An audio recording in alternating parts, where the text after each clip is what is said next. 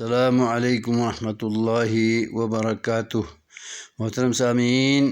خواتین حضرات، اجالا چاندنی امید اسلامک چینل سے میں آپ سے مخاطب ہوں۔ آپ نئے آنے والے ناظرین و سامعین سے گزارش ہے کہ میرے چینل کو ضرور سبسکرائب کریں،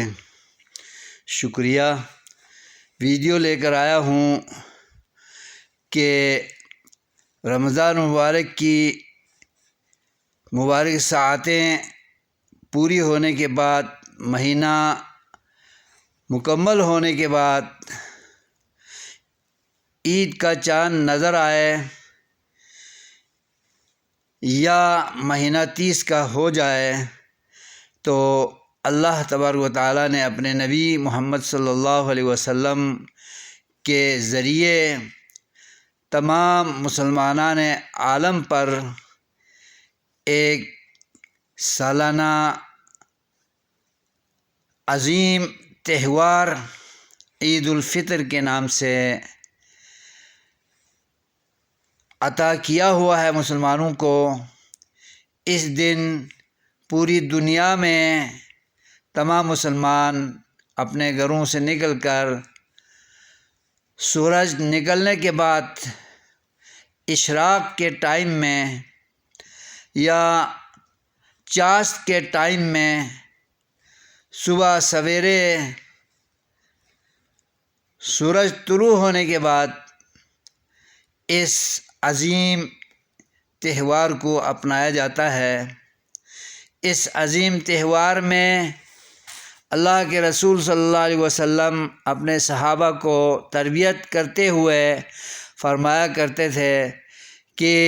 تمام مسلمان، چھوٹے بڑے، بالغ نابالغ، مرد و زن، سب عیدگاہ میں آ کر اپنی اس عظیم عبادت کو بجا لائیں اور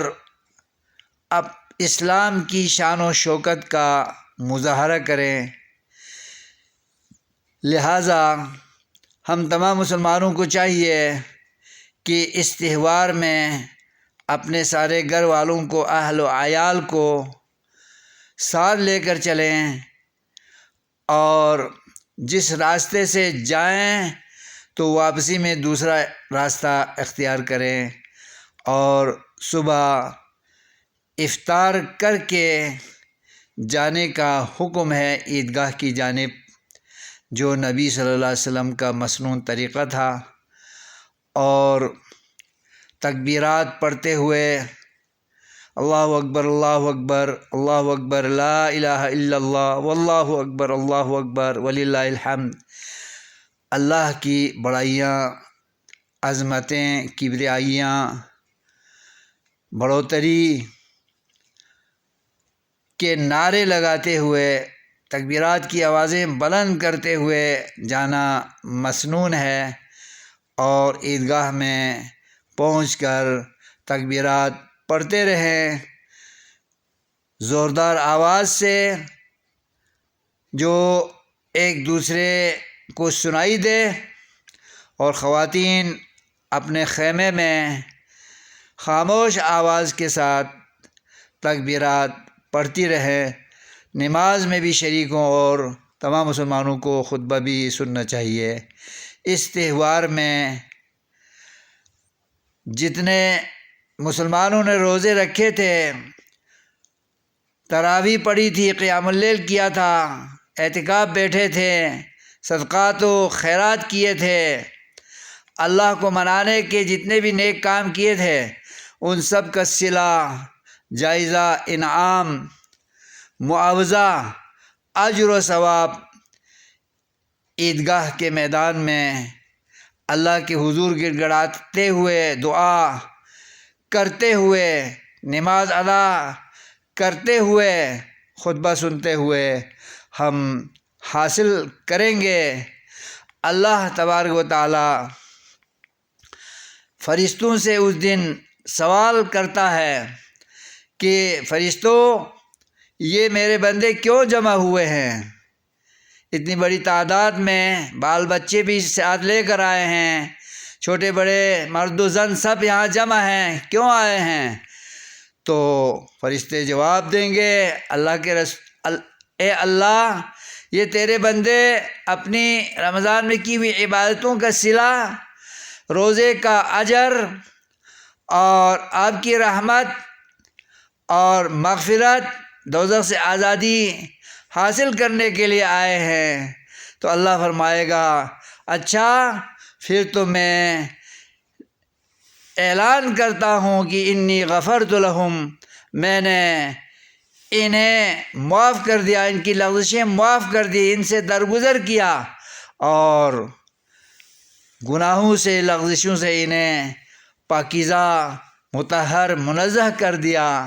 یہ انعام لینے اور انعام دینے کا دن ہے، جس دن کو منانا اور اس دن